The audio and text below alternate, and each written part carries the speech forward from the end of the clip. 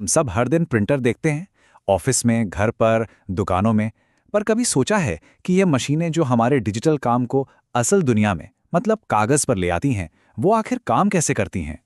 चलिए, आज प्रिंटर की दुनिया की गहराई में उतरते हैं और इसी की पड़ताल करते हैं।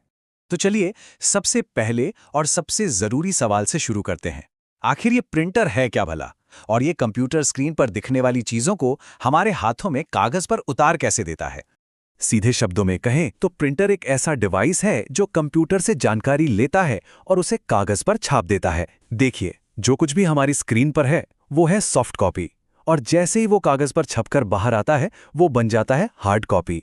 यहाँ एक मजेदार बात यह है कि कंप्यूटर तो भाई एकदम बिजली की रफ्तार से डेटा भेजता है, पर प्रिंटर को उसे छापने में थोड़ा वक्त लगता है। इसीलिए प्रिंटर की अपनी खुद की मेमोरी होती है ताकि वो सारे डेटा को पकड़ सके और फिर अपनी रफ्तार से उसे प्रिंट कर सके।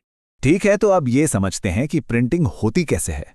मोटे तौर पर देखें तो प्रिंटिंग की पूरी दुनिया दो अलग अलग तरीकों या टेक्नोलॉजी में बटी हुई है। एक है इम्पैक्ट प्रिंटिंग और दूसरी है नॉन इम्पैक्ट प्रिंटिंग। चलिए देखते हैं कि इन दोनों में आखिर फर्क क्या है। इन दोनों के बीच का फर्क ना बहुत ही सीधा और दिलचस्प है। इम्पैक्ट प्रिंटिंग को एक पुराने टाइपराइटर की तरह समझिए, टक टक टक, जिसमें कोई चीज स्याही वाले रिबन पर चोट करती है और वो रिबन कागज से टकराकर अक्षर छापता है। वहीं दूसरी तरफ नॉन इम्पैक्ट प्रिंटिंग में कागज और मशीन के बीच कोई सीधा कांटेक्ट या टकराव होता ही नहीं है। तो चलिए पहले जरा पुराने जमाने में चलते हैं और बात करते हैं इम्पैक्ट प्रिंटर्स की। इन्हें आज की मॉडर्न प्रिंटिंग टेक्नोलॉजी का दादा परदादा कहा जा सकता है। ये अपनी खटर पटर, खटखट की आवाज और मैकेनिकल तरीके के लिए जाने जाते थे। इस फैमिली का पहला मेंबर है डेजी व्हील प्रिंटर।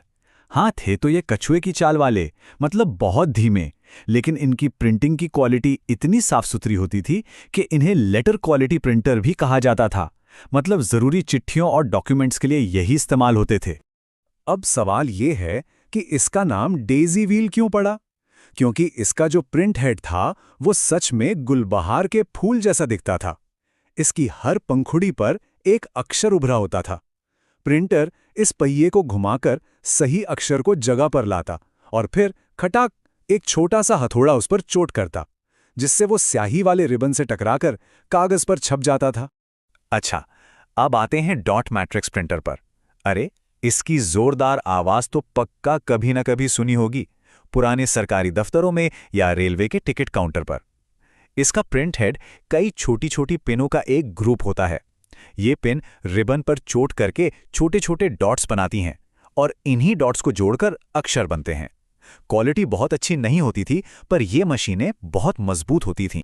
अब मिलिए इम्पैक्ट प्रिंटिंग के बिग बॉस से, लाइन प्रिंटर्स। जब बहुत ज्यादा और बहुत तेजी से प्रिंटिंग करनी होती थी, खासकर बड़े बड़े मेन फ्रेम कंप्यूटर्स के साथ, तब ये काम आते थे। जैसा कि नाम से ही पता चलता है, ये एक एक अक्षर नहीं बल्कि एक बार में पूरी की पूरी लाइन छाप देते थे। और इनकी स्पीड जरा अंदाजा लगाइए, 300 से 3000 लाइनें एक मिनट में। तो सवाल यह है कि ये इतनी तेजी से काम करते कैसे थे? इसके दो मुख्य प्रकार थे, ड्रम प्रिंटर और चेन प्रिंटर। ड्रम प्रिंटर में एक बड़ा सा ड्रम बहुत तेजी से घूमता था, जिस पर सारे अक्षर उभरे होते थे, और चेन प्रिंटर में साइकिल की चेन जैसी एक चेन घूमती थी। जैसे ही सही अक्षर सही जगह पर आता, एक हथौड़ा कागज पर चोट करता था और पूरी लाइन एक झटके में छप जाती थी। तो ये थी इम्पैक्ट प्रिंटर्स की शोर शराबें और खटर पटर वाली दुनिया। चलिए अब उस दुनिया से निकलकर आज के दौर में आते हैं और देखते हैं कि कैसे नॉन इम्पैक्ट प्रिंटर्स ने प्रिंटिंग की दुनिया में एक शांत क्रांति ला दी। ये वो टेक्नोलॉजी है जिसे हम आज सबसे ज्यादा इस्तेमाल करते हैं। और इस शांत क्रांति का सबसे बड़ा हीरो है लेजर प्रिंटर। आज के ऑफिस का ये सबसे भरोसेमंद साथी है। इसकी लोकप्रियता के दो बड़े कारण हैं, एक तो इसकी तेज रफ्तार और दूसरा इसकी शानदार प्रिंट क्वालिटी। और आपको पता है, इसके काम करने का तरीका काफी हद तक एक फोटोकॉपी मशीन जैसा ही होता है। ये प्रिंटर 1980 के दशक के आसपास पॉपुलर होना शुरू हुए। ये गीली स्याही नहीं बल्कि एक तरह का सूखा पाउडर इस्तेमाल करते हैं, जिसे टोनर कहते हैं। ये टेक्नोलॉजी इतने बारीक और पास पास डॉट्स बनाती है कि हमारी आंखें उन्हें अलग अलग देख ही नहीं पाती, जिससे टेक्स्ट और ग्राफिक्स एकदम शार्प और साफ प्रिंट होते हैं। तो भाई, लेजर प्रिंटर के फायदे क्या हैं?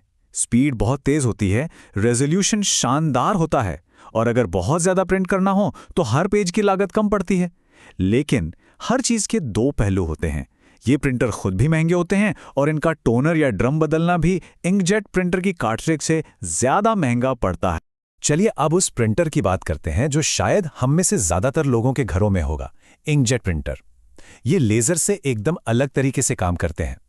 इनके प्रिंट हेड में बहुत छोटे छोटे नोजल होते हैं जो कागज़ पर स्याही की नन्ही नन्ही बूंदों की फुहार डालकर अक्षर और तस्वीरें बनाते हैं। और इनकी यही खूबी, मतलब स्याही की बूंदों से प्रिंट करना, इन्हें रंगीन फोटो छापने का बादशाह बना देती है। इनका आउटपुट इतना साफ और जिंदा दिल होता है कि घर पर फोटो प्रिंट करने के लिए ये एक बेहतरीन ऑप्शन बन गए हैं।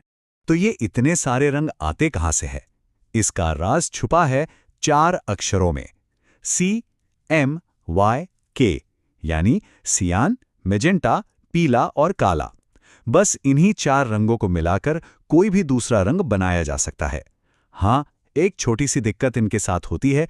अगर प्रिंटर को ज़्यादा दिन इस्तेमाल ना किया जाए तो इसकी स्याही सूखकर नोजल को जाम कर सकती है। चलिए अब फटाफट कुछ स्पेशल टाइप के प्रिंटर्स पर भी नज़र डाल लेते हैं और फिर इस सफ़र को ख़त्म करते हैं। आज की दुनिया में जैसी ज़रूरत वैसा प्रिंटर मौजूद है। जैसे ये है पोर्टेबल प्रिंटर, नाम से ही साफ है, छोटा हल्का कहीं भी ले जाओ, लैपटॉप के साथ बैग में डाला और चल पड़े। बस साइज छोटा करने की कीमत चुकानी पड़ती है। ये थोड़े महंगे और धीमे होते हैं। और आखिर में ये तो पक्का कहीं ना कहीं देखा ही होगा, ये है ऑल इन वन प्रिंटर। मतलब प्रिंट भी करो, स्कैन भी करो, कॉपी भी करो और कुछ में तो फैक्स भी, एक ही मशीन से सब कुछ। इससे जगह और पैसा दोनों की बचत होती है। तो देखा कहां से शुरू हुआ था प्रिंटिंग का सफर, उस खटर पटर की आवाज से लेकर आज की एकदम शांत और तेज मशीनों तक। ये सोचना वाकई में दिलचस्प है कि कैसे एक सिंपल सा आइडिया, मतलब डिजिटल चीजों को कागज पर लाने का आइडिया, कितने अलग अलग तरीकों से हकीकत बना। तो अगली बार जब कोई प्रिंटआउट हाथ में आए तो 1 सेकंड के लिए जरूर सोचिएगा कि ये कमाल इम्पैक्ट टेक्नोलॉजी का है या नॉन इम्पैक्ट का।